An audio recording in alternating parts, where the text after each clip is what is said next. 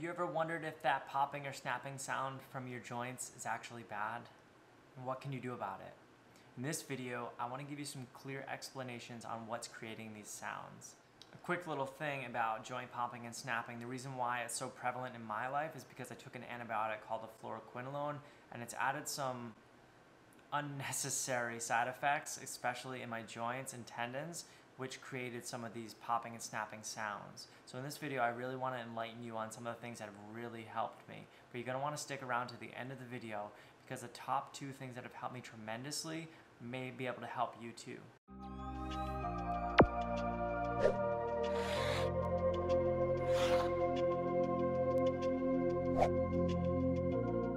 Hey everyone, my name is Jason and I love living a healthy lifestyle. And that's why I became a health coach and founded healthopsy.com, because I really want to spread as much information and knowledge to everyone else so that they can live a healthy lifestyle just like I am. Hey, so if you're passionate about health and wellness, you're going to want to hit that subscribe button and click the bell icon. And when you do that, you're going to get notified from YouTube every time that I create a new video. And if you think that this video or channel could help someone, please share it. Thanks, guys. Okay, the first thing I want to talk to you about is synovial fluid.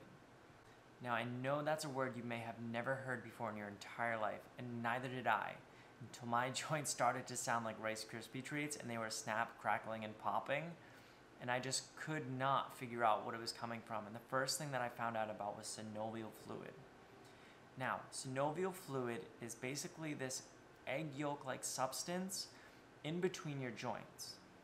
And in that synovial fluid, there's a few gases. Nitrogen, oxygen, and carbon dioxide are all in synovial fluid. Now these gases, what happens is when you stretch a joint or you move that joint, almost like cracking your knuckles, what's going to happen is that joint will create back pressure or a vacuum, and those gases get trapped and then they pop. Now this is totally normal. But synovial fluid is actually a good thing, and the gases that are trapped inside of that is normal. Okay, so the next thing I wanted to talk to you about that may create the popping or snapping sound in your joints is actually the tendons. And what tendons are the structures or the tissues that connect muscle to bone. And what happens is when those tendons are tight, they actually restrict normal joint movement. So the joint would actually move in an irregular way, and that can create some of those popping or snapping sounds. So if you have a tight muscle, that means you have a tight tendon. That tendon actually pulls on the joint a little bit more. So if you have like your knee joint together and then you have that tightness, it will pull on that tendon more, and it will actually create some sort of friction, squeezing that synovial fluid to create a pop or a snap there as well. But the rubbing of the tendon around the bone will create a snapping or popping sound too. Another issue could be tendonitis or tendinosis. And what happens is the scarring or the micro tears in the tendon will actually make that tendon less elastic. Okay, so I hope this video is enlightening you on some of the reasons behind that snapping and popping sound in your body. And if you like this video, hit that like button, and that will help me out, and it will tell YouTube that this video is helping others. Okay, so another thing in your body that you may have never even heard of is called a ligament. So what is a ligament? So a ligament is just a tissue that connects bones together, so bone to bone. And what a ligament does is it helps stabilize that joint or stabilize the bones in a certain way so that you get regular movement when you're using those knees or those knuckles or those shoulders. Those ligaments are holding those bones in a certain way so that it doesn't hurt or doesn't feel like it hurts. So if you have a tight ligament, most likely this happens in your knees or your feet. The ligaments that connect the two bones, when they're too tight, will actually create a popping or snapping sound when you use them too fast or abruptly. And this can happen a lot. Okay, if you can imagine a ligament being like an accordion. So the ligament contracts and releases. So there's another issue that could create the popping or snapping sound in the ligaments, and what that's called is ligament laxity. And all that really refers to is, if we can go back to that accordion analogy and just remember that the accordion releases, the ligament can do the same thing. And what happens is it doesn't have a contraction point, so it doesn't actually rebound to its original state. It just kind of stays in a released or relaxed fashion. And what happens is that joint loses its ability to be stabilized. So, to recap, we have problems with synovial fluid, creating popping or snapping. We have the tendon issue that could create popping or snapping. We also have the ligament issue that could create that popping or snapping sound. Okay, so before we get to some of the treatments or things that could help assist you in silencing those loud and cracking joints, hit the subscribe button so that you get updated every time I upload a video about health and wellness. Okay, so before we go on to some of the treatments or tips that I have that could help you silence those creaky and snapping and popping joints, I just want to go over a few medical terms: crepitus or osteoarthritis. And those are just medical terms for chronic pain or popping and snapping of joints.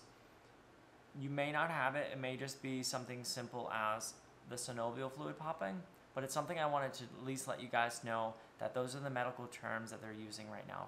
Okay, so you're asking yourself, what can I do to make these creaky joints stop popping and snapping? Okay, the first thing that I want to emphasize is look at your minerals: magnesium, calcium, zinc. Make sure you have adequate amounts of minerals, and that could really help out your joints. And if you're looking to see what the best form of magnesium could be for you, I actually did a video on this, and I'm going to post the link above. Also, I'm going to put in the show notes my best recommendations for minerals. Okay, the second thing you're going to want to look at, and it's super important, and you probably hear it all the time from your doctor on television commercials, is vitamin D. Vitamin D is super important for bone health, and you really want to make sure that you have adequate amounts of vitamin D, because most Americans are low and deficient in vitamin D. So it's super important that you have adequate amounts of vitamin D for good bone health. So I would start there with an inexpensive form of vitamin D that you can take every day to make sure you're topped off. Third recommendation I would really like to emphasize is keeping hydrated. You want to make sure that you have electrolytes and good quality water throughout the day. A lot of the soft tissue in the body, like tendons, muscles, and ligaments, all need water. Another important thing is motion. Move around. If you sit at a desk, set a timer on your phone. Every 30 minutes, get up, move, shake your hips around, jump around, just move your body. Our bodies are designed to move. And when you're staying in a seated position, you're actually making things tight. Tighter IT bands, tighter piriformis muscles, all of these need to be moved. So get up and do things during the day. Final thing I want to emphasize is something called prolotherapy. And if you've ever had prolotherapy, you know it's not the easiest treatment, but it does help with joint stabilization, ligament laxity, tendon health.